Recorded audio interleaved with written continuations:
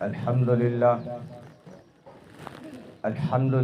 وحدہ والصلاة والسلام علی من لا نبی بعدہ اما بعد فاعوذ باللہ من الشیطان الرجیم بسم اللہ الرحمن الرحیم یا ایہا الذین آمنوا لا تقدموا بین یدی اللہ ورسولہ وقال النبی صلی اللہ علیہ وسلم اذا تزوج العبد فقد استکمل نصف الدین فلیتق اللہ فی النصف الباقی او کما قال علیہ الصلاۃ والسلام۔ محترم دوستو، بزرگوں اور عزیز بھائیوں، اللہ تبارک و تعالیٰ کے بے شمار انعامات اور احسانات ہیں کہ جس نے ہمیں نکاح کی بابرکت مجلس میں شرکت کی سعادت عطا فرمائی۔ اللہ تبارک و تعالی ہم سب کا مل بیٹھنا قبول فرمائے اور بننے والے جوڑے پہ اپنی رحمتیں، برکتیں اور عنایتیں عطا فرمائے۔ دوستو، اسلام میں نکاح بہت عظیم عمل ہے۔ اللہ نے قرآن کریم میں بہت ساری چیزوں کی قسم کھائی ہے، تو ایک جگہ پہ اللہ نے نکاح کی بھی قسم کھائی۔ علماء جانتے ہیں کہ اللہ جس کی قسم کھاتا ہے اس کی عظمت بیان کرنا مقصد ہوتا ہے کہ وہ عمل بڑا عظیم ہے جس کی اللہ قسم کھا لے۔ اور نکاح کی عظمت کا اندازہ اس بات سے بھی لگائیے کہ تمام انبیاء کی، تمام نبیوں کی مشترکہ سنت ہے۔ ہر نبی کی سنت رہی ہے نکاح، اور محمد عربی صلی اللہ علیہ وسلم نے خاص اپنی طرف نسبت کرتے ہوئے فرمایا النکاح من سنتی، نکاح میری سنت ہے۔ اے نوجوانوں، اگر گھر چلانے کی صلاحیت رکھتے ہو تو نکاح ضرور کرنا۔ اور نکاح یہ وہ عظیم رشتہ ہے جو دنیا میں سب سے پہلے یہ رشتہ قائم ہوا۔ حضرت آدم علیہ السلام اور ماں حوا علیہ السلام سے شروع ہوا، جو جنت میں رشتہ بنا، اور آخرت میں بھی جنت میں بھی اسی رشتے کے ساتھ لوگ اپنی اپنی جنت میں ہوں گے، بہن بہنوں کے ساتھ اپنی جنت میں، اور چاچا جو ہے چاچی کے ساتھ اپنی جنت میں، یعنی میاں بیوی کے رشتے کے ساتھ لوگ جنت میں رہیں گے۔ اور نکاح کے مقاصد میں سے 4 بڑے مقصد ہیں۔ نکاح کے جو مقاصد ہیں اس میں 4 بڑے مقصد ہیں۔ پہلا مقصد ہے اخلاق کی حفاظت ہوتی ہے اس سے، آنکھوں کی حفاظت ہوتی ہے اس سے، عزت نفس کی حفاظت ہوتی ہے۔ تو مختصر فرمایا کہ اس سے اخلاق کی حفاظت ہوتی ہے۔ بعض لوگ کیریئر بنانے کے چکر میں نکاح کو تاخیر سے کرتے ہیں تو کریکٹر خراب کر دیتے ہیں۔ نبی پاک صلی اللہ علیہ وسلم کا فرمان ہے کہ نماز کا وقت ہو گیا، اب تاخیر مناسب نہیں۔ جنازہ غسل سے، کفن سے فارغ ہو گیا، اب تاخیر کرنا، لیٹ کرنا مناسب نہیں ہے۔ لڑکا اور لڑکی بالغ ہو گئے، اب نکاح میں تاخیر کرنا مناسب نہیں ہے۔ ہمارے علاقوں میں تو ویسے بھی نکاح جلدی ہوتے ہیں، بلکہ لوگ یوں کہنے لگے ہیں کہ بچوں کی صحت پہ اثر پڑ رہا ہے جلدی نکاح کی وجہ سے۔ تو ایک راستہ اور موجود ہے کہ نکاح تو جلدی ہی پسند فرمایا ہے اسلام نے۔ اگر بچہ کوئی کمزور ہے یا 15 سال سے بھی کم ہے، بعض مرتبہ ہم 12-13 سال کی عمر کے بچوں کا بھی نکاح کر دیتے ہیں، تو رخصتی نہ کی جائے، نکاح ہو جائے، رخصتی نہ کی جائے اگر صحت کی حفاظت چاہتے ہیں تو، لیکن نکاح کو جلدی پسند فرمایا ہے۔ تو نکاح کا پہلا مقصد ہے اخلاق کی حفاظت کرنا، اور نکاح کا دوسرا مقصد ہے حصول سکون۔ اللہ نے مرد کے لیے بیوی کو سکون بنایا ہے اور بیوی کے لیے شوہر کو سکون بنایا ہے۔ قرآن کریم میں کتنی خوبصورت مثال دی ہے، ہن لباس لکم وانتم لباس لہن، کہ تم اپنی بیویوں کے لیے لباس ہو اور تمہاری بیویاں تمہارے لیے لباس ہیں۔ اب یہ لباس کی تشبیہ دے کر قرآن نے سب کچھ بتا دیا۔ لباس کا کیا کام ہے؟ لباس کے 3 بڑے کام ہیں۔ جو ہم کپڑا پہنتے ہیں جسم پر، اس کے 3 بڑے کام ہیں۔ پہلا کام یہ ہے کہ لباس جسم کی حفاظت کرتا ہے، سردی سے، گرمی سے، لو سے، دھول سے، غلط جو ہے ہوا سے، غلط فضا سے۔ سب سے پہلے جو جسم کی حفاظت کرتا ہے وہ لباس ہے۔ جاکٹ سال کا کام بعد میں ہے، سب سے پہلے لباس جسم کی حفاظت کرتا ہے۔ قرآن کہنا یہ چاہتا ہے کہ میاں بیوی ایک دوسرے کا لباس ہیں، یعنی ایک دوسرے کی حفاظت کریں، ایک دوسرے کی عزت کی حفاظت کریں، ایک دوسرے کی آبرو کی حفاظت کریں، ایک دوسرے کی صحت کی حفاظت کریں، ایک دوسرے کے مزاج کی حفاظت کریں، ایک دوسرے کے احساسات کی حفاظت کریں، ایک دوسرے کے جذبات کی حفاظت کریں۔ گھر قانون سے نہیں چلتے، گھر پیار سے چلتے۔ شوہر کہے کہ مجھے اسلام نے یہ حق دیا ہے، اگر کوئی پڑھی لکھی بچی آ جائے اور وہ کہے کہ جو ہے اسلام نے مجھے حق دیا ہے، جیسے ایک جوان کا نکاح ہوا اور اس کے پڑھی لکھی آ گئی اور وہ بیشتی زیور پڑی ہوئی تھی، آتے ہی پہلی رات کان کے ذریعے انجیکشن چالو، کہا کہ مجھے ہے گھر دلاؤ الگ، اور میں آپ کی چائے نہیں بناؤں گی، کھانا نہیں بناؤں گی، کپڑے مجھ سے نہیں دھوئے جائیں گے، مساج کی خدمت مجھ سے نہیں ہوگی، تیرے گھر کا جھاڑو مجھ سے نہیں نکالا جائے گا۔ وہ پہلی رات یہ کان بھرنا اس نے شروع کر دیے۔ اب یہ نوجوان بیچارہ پریشان ہے، لیکن شاید وہ سابو کے پار کا تھا۔ کہنے لگا اگر اسلام نے تجھے حق دیا ہے نا کہ جو ہے ضروری نہیں ہے یہ سب، تو اسلام نے مجھے بھی کچھ حق دیے ہیں، مجھے 4 رکھنے کی اجازت دی ہے، اگر تو یہ سارے کام نہیں کرتی تو میں دوسری لا رہا ہوں صبح۔ کہنے لگی نہیں نہیں، سارا کام میں ہی کر لوں گی۔ تو گھر قانون سے نہیں چلتے، گھر ایک دوسرے کو ایکسپٹ کر کے چلنے سے چلتے ہیں، پیار سے، محبت سے چلتے ہیں۔ شوہر کے اوپر ذمہ داریاں ڈالی گئی ہے کہ جو ہے بیوی کو گھر دلائے، اور اسلام نے یہ کہا ہے کہ جو خود کھائے وہ بیوی کو بھی کھلائے، جس طرح کا خود کھائے اسی طرح کا بیوی کو کھلائے۔ ایسے نہیں کہ خود ہوٹلوں پہ اڑا رہا ہے اور روزانہ گھر پہ رائتا بن رہا ہے، ایسا نہیں ہونا چاہیے۔ اسلام کہتا ہے جس طرح کا کپڑا تو پہنتا ہے، جس قیمت کا اسی قیمت کا بیوی کو پہنا۔ ایسا نہیں کہ خود 1000 روپے میٹر پہنتا ہے اور وہاں 20 روپے میٹر چل رہا ہے، نہیں، اسلام نے حقوق دیے ہیں، اور بیوی کے اوپر بھی ذمہ داریاں ڈالی ہیں کہ تو شوہر کے گھر سے شوہر کی اجازت کے بغیر نہیں نکل سکتی۔ تو جو ہے اسلام نے حقوق سب کو دیے ہیں۔ تو میں یہ کہہ رہا تھا کہ اسلام نکاح کے 4 بڑے مقصد ہیں۔ پہلا ہے اخلاقی حفاظت، اور دوسرا ہے حصول سکون، اور تیسرا ہے امت کی اکثریت، جس سے جو نسل انسانی کو فروغ دینا، یہ بھی نکاح کا مقصد ہے۔ نبی پاک صلی اللہ علیہ وسلم نے فرمایا کہ میری خواہش ہے اور بلکہ امید ہے کہ جو ہے سارے نبیوں سے زیادہ لوگ میرے جو ہے حوض کوثر پہ پینے والے زیادہ ہوں گے۔ تم زیادہ جنم دینے والی بیویوں سے نکاح کرو تاکہ میں قیامت کے دن فخر کر سکوں کہ میری امت سب سے زیادہ ہے اور میری امت جنت میں جانے میں بھی سب سے زیادہ ہے۔ دیکھو نا اس کی قسمت، اس امت کی آئی سب سے اخیر میں ہے، جنت میں سب سے پہلے جائے گی۔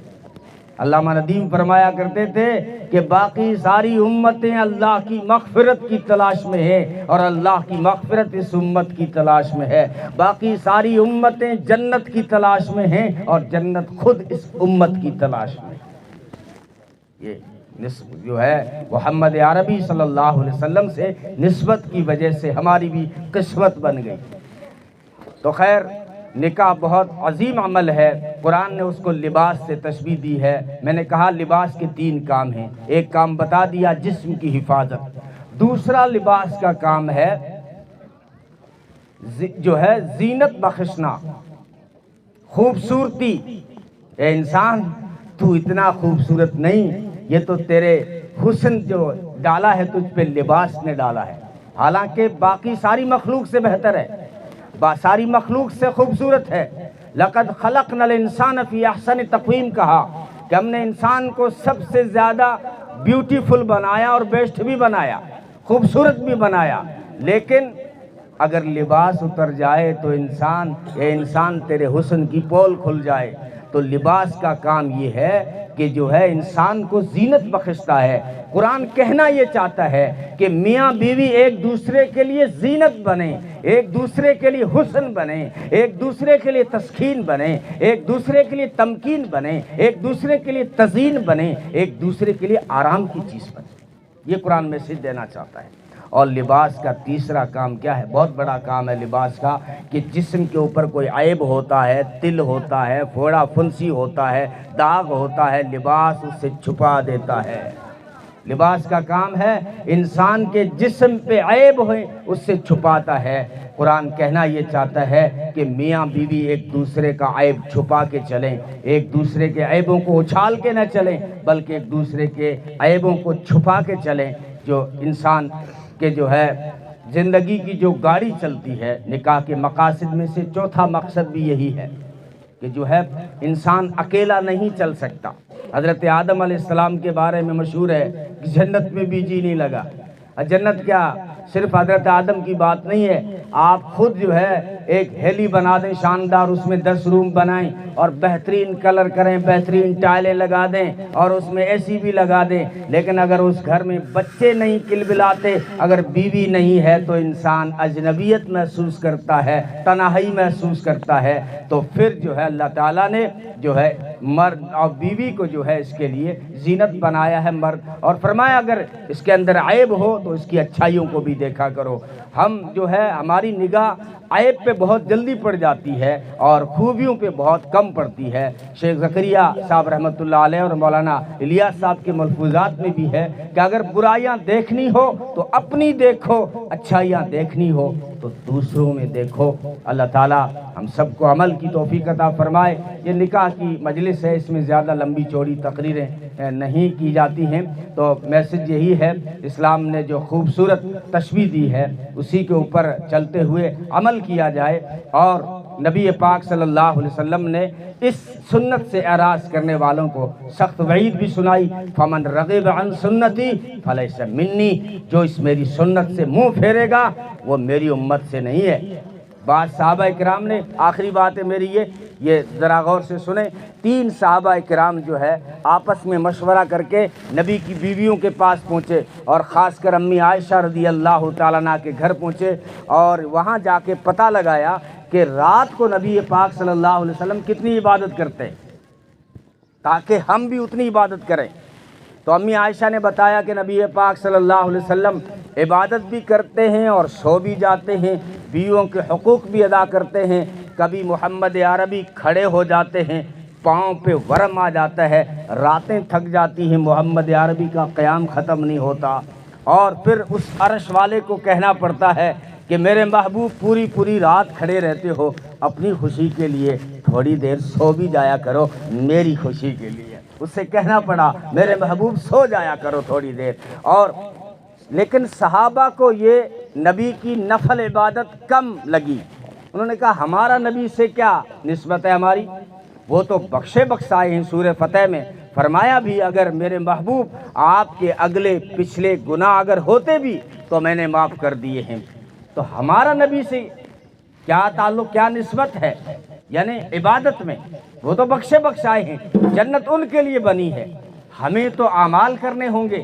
اب 3 صحابہ مشورہ کر رہے ہیں، ایک نے کہا کہ آج کے بعد میں زندگی بھر نہیں سوؤں گا، جتنی بھی راتیں بچی ہیں وہ ساری راتیں عبادت میں گزار دوں گا۔ دوسرا بولا اب میری زندگی کے جتنے بھی دن بچے ہیں میں اتنے دن روزے رکھوں گا، میں ایک دن بھی ناغہ نہیں کروں گا۔ تیسرا بولا میں شادی ہی نہیں کروں گا تاکہ میری رات بھی عبادت میں گزرے اور میرا دن بھی عبادت میں گزرے۔ یہاں مشورہ کر رہے ہیں، ادھر اللہ نے جبریل کو بھیج دیا اپنے محبوب کے پاس، یہ آیت لے کے آ گیا، یا ایھا الذین آمنوا لا تقدموا بین یدی اللہ ورسولہ، او ایمان والو اللہ اور اس کے رسول سے آگے نہ بڑھو، اللہ اور اس کے رسول سے آگے نہ بڑھو۔ اور پھر محمد عربی صلی اللہ علیہ وسلم نے تینوں کو بلایا، فرمایا تم نے یہ باتیں کی ہیں؟ عرض کیا جی اللہ کے رسول ہم نے یہ باتیں کی ہیں۔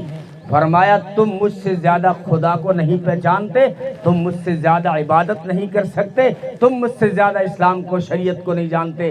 میرا اسلام یہ ہے کہ اس میں سونا بھی ہے، اس میں بیویوں کے حقوق بھی ہیں، اس میں جو ہے نوافل کی کثرت بھی ہے، ساری چیزوں کو لے کے چلنا، بیلنس کے ساتھ میں چلنا، یہ میرا اسلام ہے۔ اگر تم نکاح سے اعراض کر رہے ہو پھر نیکوکار تو بننا چھوڑو، تم میری امت سے بھی نکل جاؤ گے، اس لیے میری سنتوں سے اعراض مت کرنا۔ تو حالانکہ ایک اور مفسرین نے یہاں پہ لکھا ہے کہ حضرت ابوبکر صدیق رضی اللہ تعالیٰ عنہ اور حضرت عمر بات کر رہے ہیں، کوئی وفد آیا تھا بنی تمیم کا، وہ ایسے ہی بات کر رہے تھے کہ یہ جو وفد آیا ہے ان کا امیر کون ہوگا؟ ایک نے کہا کہ اقرا ہوگا، دوسرے نے کہا کہ قعقاع ہوگا۔ اب جو ہے یہ آیت آ گئی دوبارہ، بعض آیتیں ایسی ہیں کہ ریپٹ بھی ہوئی ہیں، تو یہ جبریل دوبارہ آ گیا یہی آیت لے کے، او ایمان والو اللہ اور اس کے رسول سے آگے نہ بڑھو۔ جب محمد عربی صلی اللہ علیہ وسلم تشریف فرما ہیں تو وہ خود ہی طے کر لیں گے کہ کس کو امیر ہونا ہے۔ اے ابوبکر تم اللہ کے رسول سے آگے نہ بڑھو، اے عمر تم اللہ کے رسول سے آگے نہ بڑھو۔ ایک مرتبہ نکلے ہیں گشت میں رات کو، دیکھا حضرت عمر بہت زور سے قرآن پڑھ رہے ہیں تہجد میں، تھوڑا آگے چلے تو دیکھا حضرت ابوبکر بہت آہستہ قرآن پڑھ رہے ہیں۔ دونوں کو فجر کی نماز کے بعد پوچھا، اے عمر رات کو میں گشت کر رہا تھا اور تم بہت زور سے قرآن پڑھ رہے تھے، اس کی کیا وجہ ہے؟ حضرت عمر نے جو جواب دیا وہ بھی بڑا بہترین تھا۔ عرض کیا اللہ کے رسول میں سوتوں کو جگا رہا تھا اور شیطان کو بھگا رہا تھا۔ اے ابو بکر تم آہستہ کیوں پڑھ رہے تھے؟ عرض کیا اللہ کے رسول جس کو سنانا تھا وہ تو سن رہا تھا، آہستہ پڑھ رہا تھا میں، جس کو سنانا تھا وہ تو سن رہا تھا۔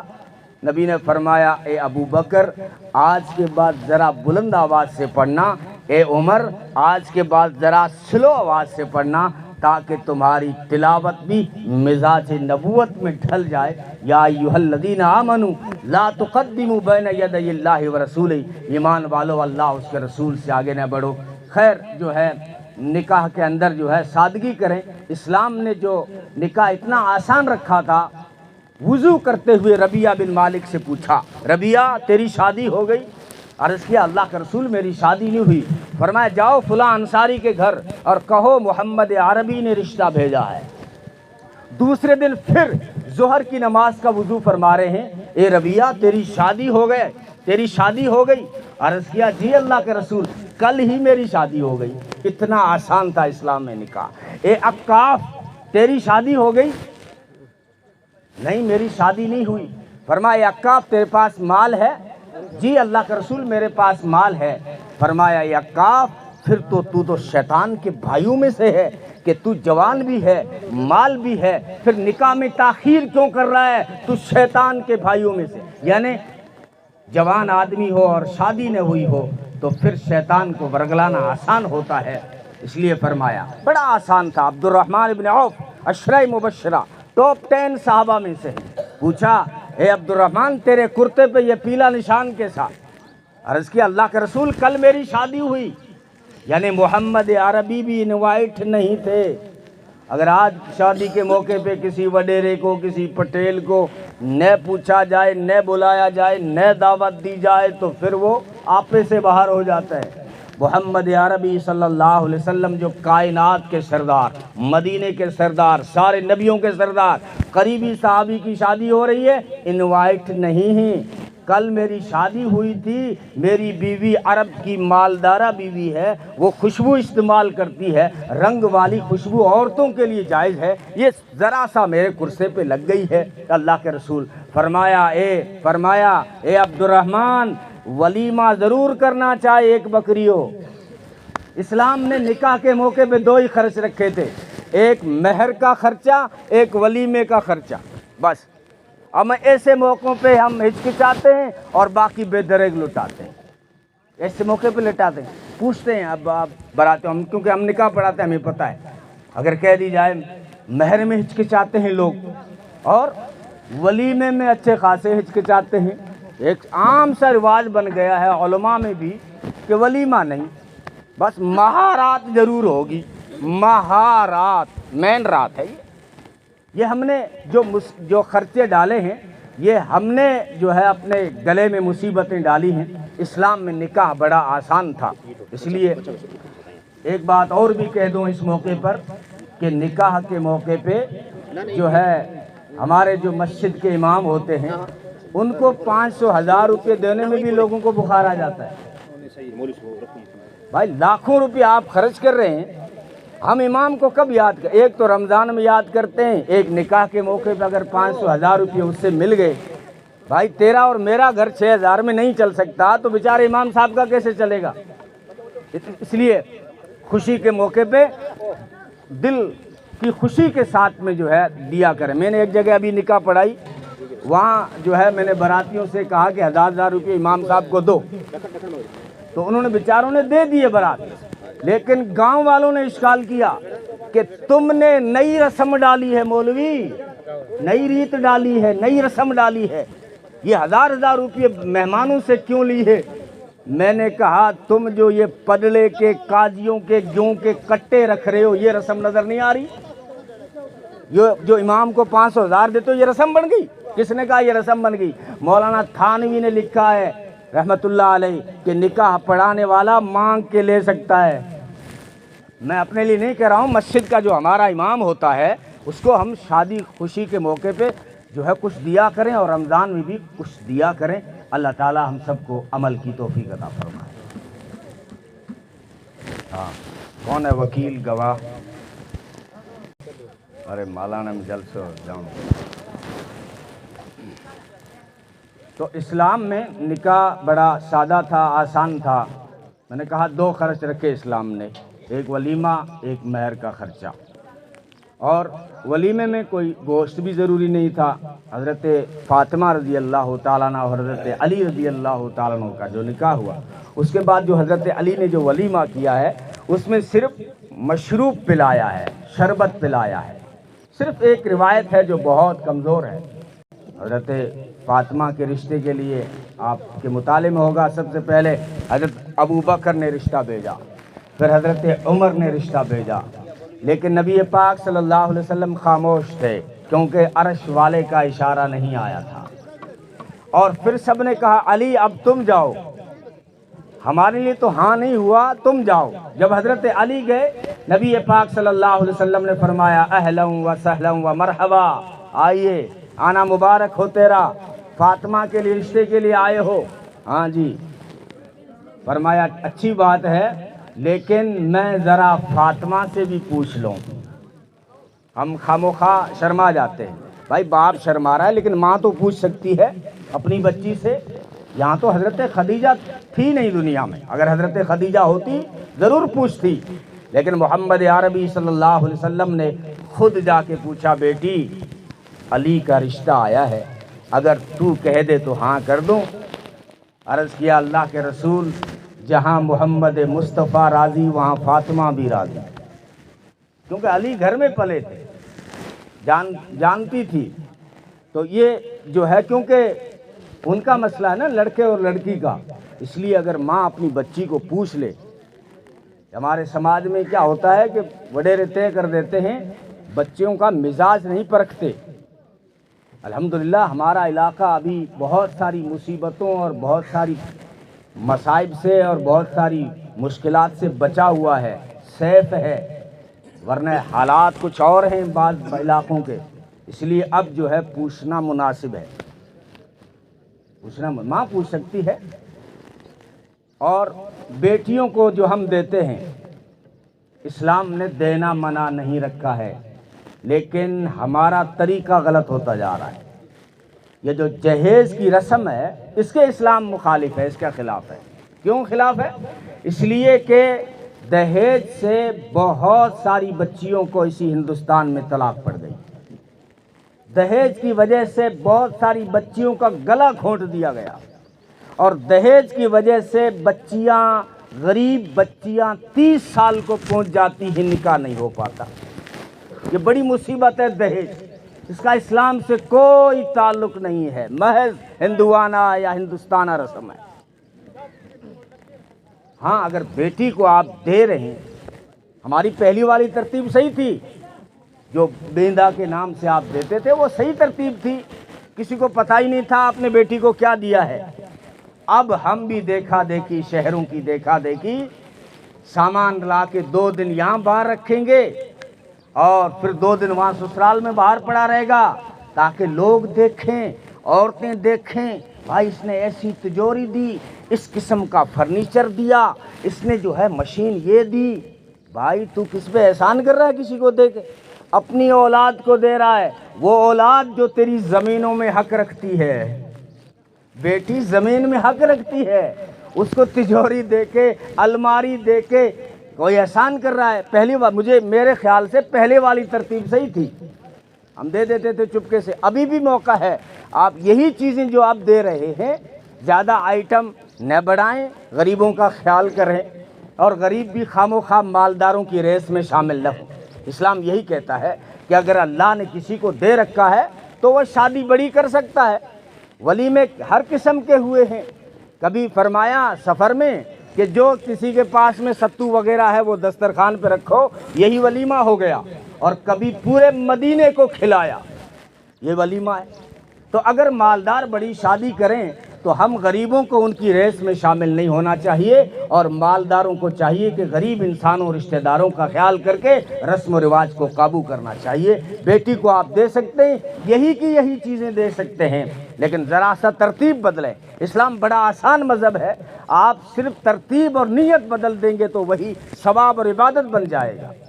نبی پاک صلی اللہ علیہ وسلم نے فرمایا، اگر اللہ نے کسی کو 2 بیٹیاں دی یا 2 بہنیں دی، نام اچھے رکھو، ان کی تعلیم اور تربیت کا انتظام کرو، ان کا نکاح کرو، تو ایسے ماں باپ پر، ایسے بھائیوں پہ جنت واجب ہو جاتی ہے۔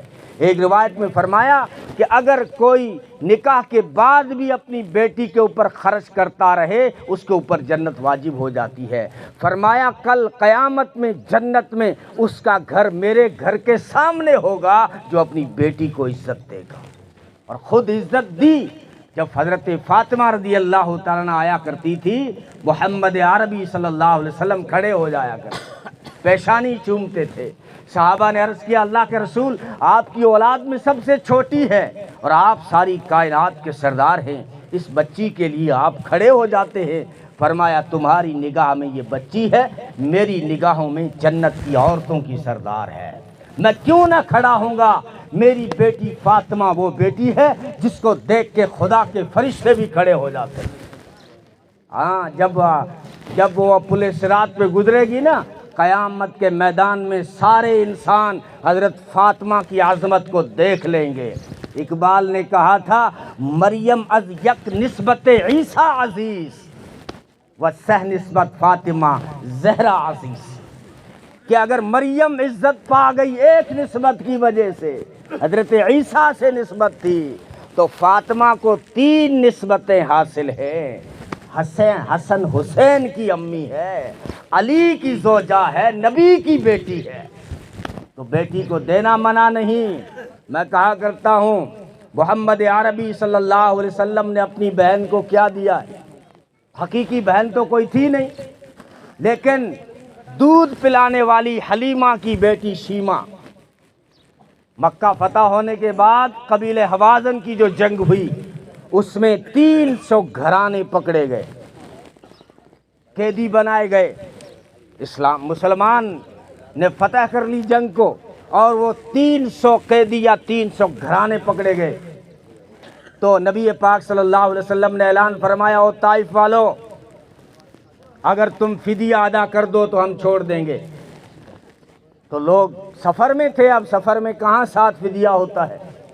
اب اس وقت اتنی پیسوں کی ریل پیل بھی نہیں تھی، تو لوگ آپس میں بات کرنے لگے اب فدیے کا کیسے انتظام کریں۔ ایک عورت نے سن لیا، کہا کہ فدیے کا اعلان ہوا ہے۔ وہ عورت کہنے لگی، تم مجھے لے چلو نبی کے پاس میں، سب کا فدیہ معاف ہو جائے گا،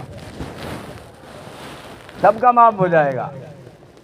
جب وہ عورت بڑھی آگے نبی کی طرف، تو بیچ میں صحابہ کرام کھڑے تھے۔ کہاں جا رہی ہو؟ تم تو قیدی ہو، اتنی شان سے کہاں جا رہی ہو؟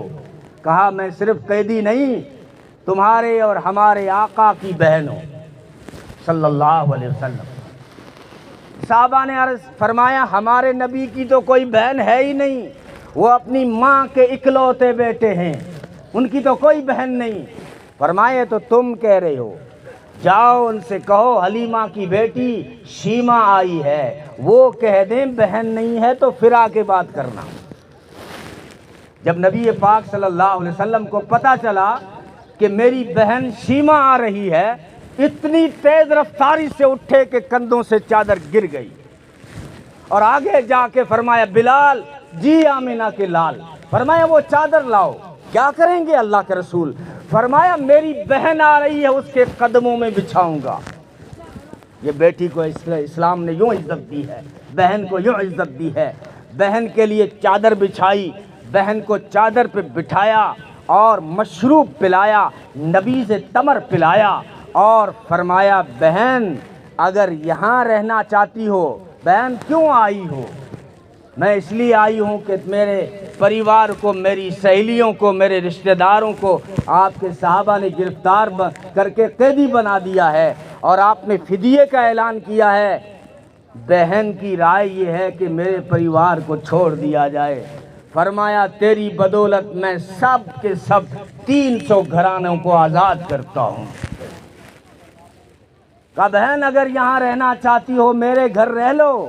نبی پاک صلی اللہ علیہ وسلم نے فرمایا بہن میرے گھر رہنا چاہتی ہو تو رہ لو، عزت وہ دوں گا کہ دنیا کا کوئی بھائی نہ دے سکے گا، اور اگر جانا چاہتی ہو اپنے طائف کی طرف جانا چاہتی ہو، واپس اپنے قبیلے کی طرف، تو بھی میں عزت سے رخصت کروں گا۔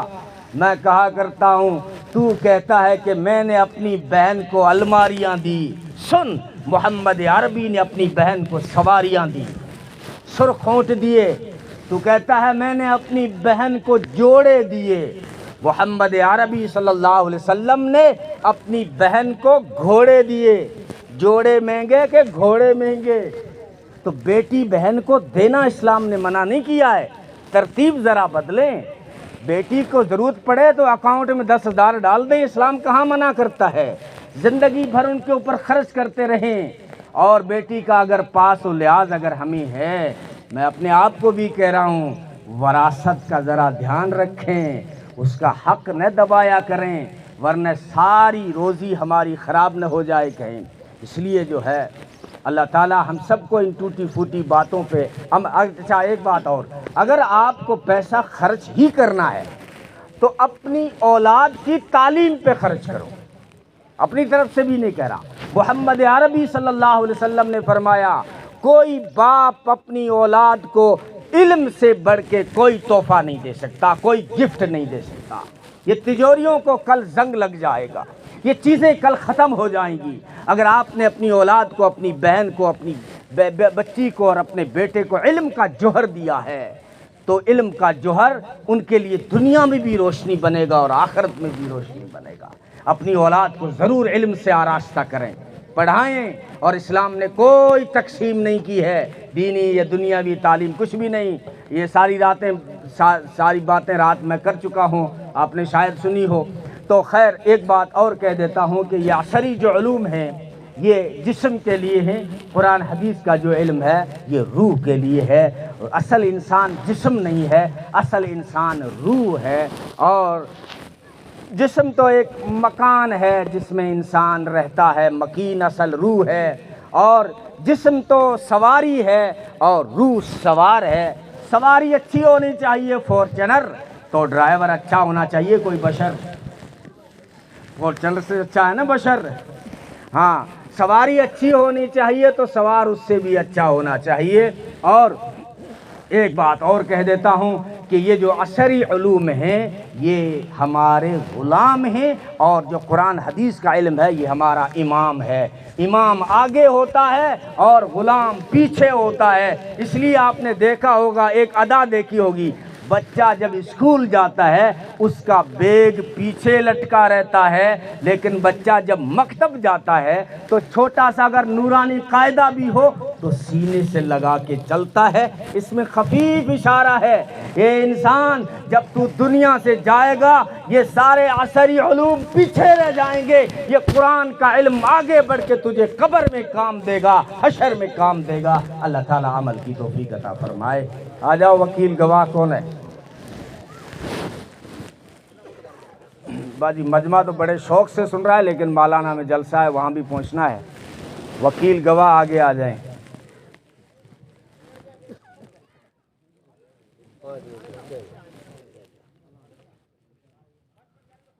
اچھا، عصری علوم کا اسلام مخالف نہیں ہے، اس کا یہ مطلب مت لکھا مولوی لوگ جو ہے اسکول کی پڑھائی کے مخالف ہیں، نہیں۔ اسلام نے عصری علوم کو آگے بڑھایا ہے، چڑھایا ہے، پھیلایا ہے، پھولایا ہے۔ اسلام نے بچی کو بھی تعلیم سے محروم نہیں رکھا ہے، کیونکہ اسلام محمد عربی صلی اللہ علیہ وسلم کے گھر سے آیا ہے، تو ان کے گھر میں دیکھ لو، امی عائشہ مدینے کی کامیاب ترین لیڈی ڈاکٹر تھی۔ ان کا جو کلینک چلا، ایسا کلینک مدینے میں کسی کا نہیں چلا۔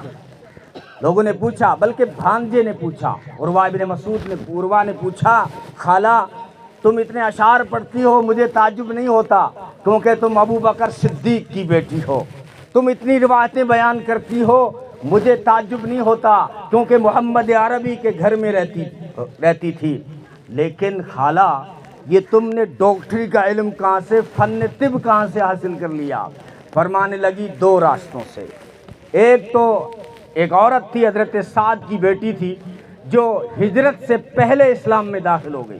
جب مدینے میں حضرت مصعب بن عمیر دعوت دے رہے تھے تو رفیدہ چونکہ پڑھی لکھی تھی، جو پڑھے لکھے ہیں ان کو آج بھی اسلام سمجھ میں آ رہا ہے۔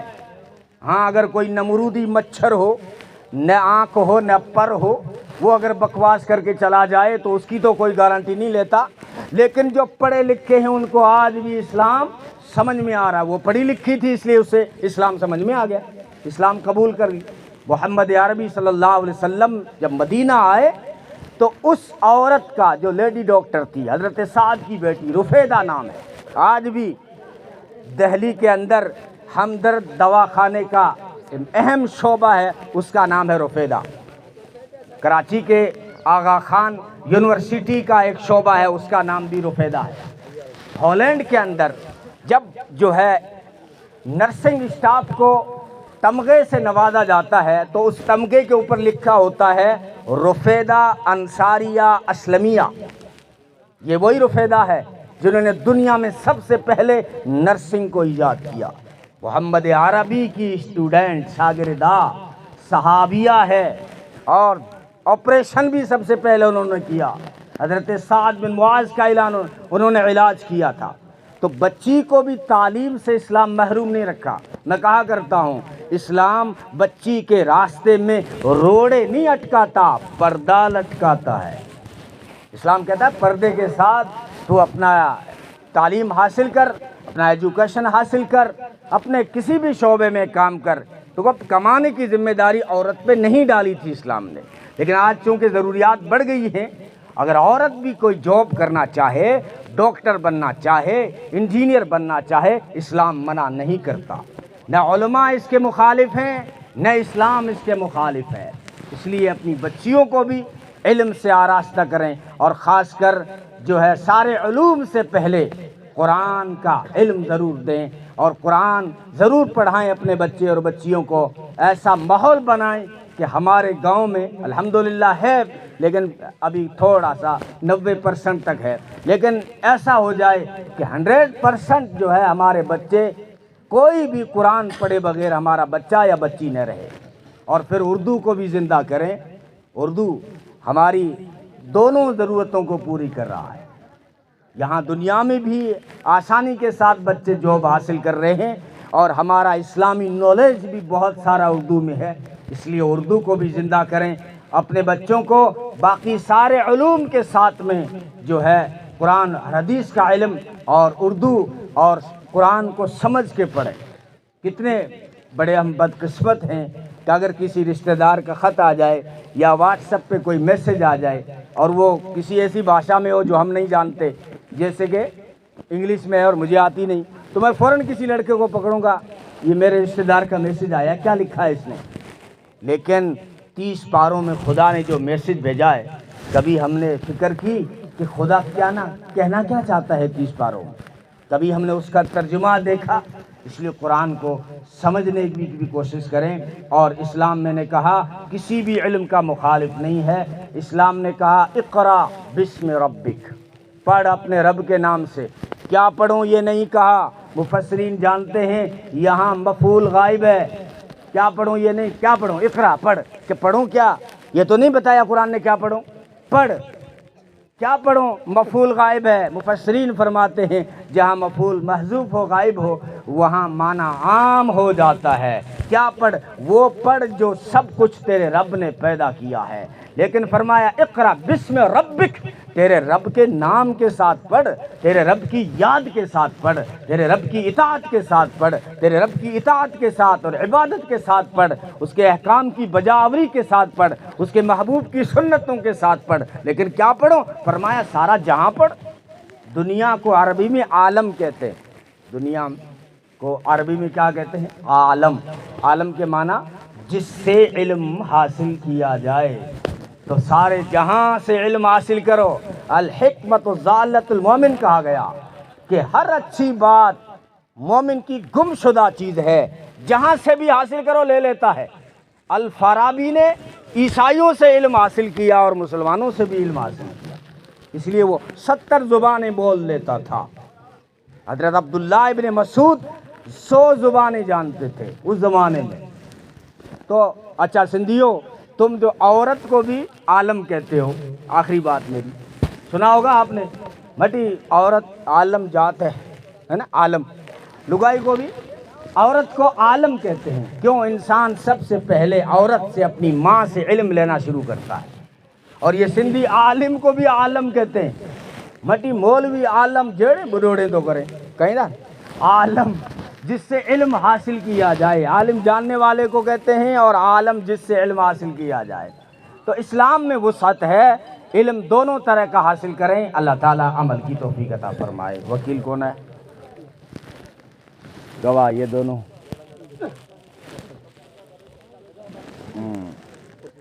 عبد الرحمن ابن اہدی، فاطمہ بنت حجم، مہر ہے 55 تولہ چاندی۔ آپ کی وکیل اجازت ہے پڑھاؤں؟ الحمدللہ نحمده ونستعینه ونستغفره ونؤمن به ونتوکل علیہ ونعوذ باللہ من شرور انفسنا ومن سیئات اعمالنا، من يهده الله فلا مضل له ومن يضلله فلا هادي له، ونشهد ان لا اله الا الله وحده لا شريك له، ونشهد ان سيدنا ومولانا محمدا عبده ورسوله۔ يا ايها الناس اتقوا ربكم الذي خلقكم من نفس واحدة وخلق منها زوجها وبث منهما رجالا كثيرا ونساء، واتقوا الله الذي تساءلون به والأرحام إن الله كان عليكم رقيبا۔ وقال الله تبارك وتعالى يا أيها الذين آمنوا اتقوا الله حق تقاته ولا تموتن إلا وأنتم مسلمون۔ وقال الله تبارك وتعالى يا أيها الذين آمنوا اتقوا الله وقولوا قولا سديدا يصلح لكم أعمالكم ويغفر لكم ذنوبكم ومن يطع الله ورسوله فقد فاز فوزا عظيما۔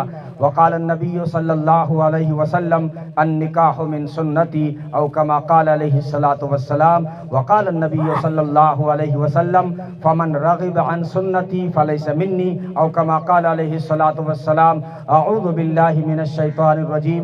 ألم نجعل الأرض مهادا والجبال أوتادا وخلقناكم أزواجا، بارك الله لكما وجمع بينكما بالخير، بارك الله لنا ولكم في القرآن العظيم، ونفعنا وإياكم بالآيات والذكر الحكيم، إنه تعالى جواد الكريم ملك بر الرؤوف الرحيم۔ أقول قولي هذا واستغفر الله لي ولكم ولسائر المسلمين۔ دلرنا عبد الرحمن ابن اہدی ہے نا، فاطمہ نا ہیجم ری ڈکری 55 تولہ چاندی مہر نقد، وکیل ری اجازت سے بے گواہوں ری موجودگی میں یہ مجمع ری حاضری میں اباں جی نکاح میں دینی اباں قبول کری۔ بارک اللہ۔ درود شریف پڑھیں، دعا کریں۔ اللهم صل على محمد النبي الأمي وعلى آله وصحبه أجمعين ربنا ظلمنا أنفسنا وإن لم تغفر لنا وترحمنا لنكونن من الخاسرین۔ یا الہ العالمین ہم سب کے سارے گناہوں کو معاف فرما، ہر طرح کے سیئات کو حسنات سے مبدل فرما۔ یا اللہ اس نکاح کی مجلس کو قبول فرما، یا اللہ ہونے والے نکاح میں برکتیں عنایتیں شامل فرما۔ یا الہ العالمین زوجین میں محبت اخوت الفت پیدا فرما، اور مولا کریم نے نیک اور صالح اولاد عطا فرما، ساری برکتیں عطا فرما۔ یا الہ العالمین سب کی سارے مجمع کی ساری جائز تمناؤں کو پوری فرما، سب کی دنیا بھی اچھی بنا دے اور آخرت بھی اچھی بنا دے، ہم سب کا خاتمہ ایمان پہ نصیب فرما، اس مجلس کو قبول فرما، ہونے والے نکاح کو بے حد قبول فرما۔ ربنا تقبل منا انک انت السمیع العلیم وتب علینا انک انت التواب الرحیم، وصلی اللہ تعالی علی خیر خلقہ محمد وعلی آلہ وصحبہ اجمعین برحمتک یا ارحم الراحمین۔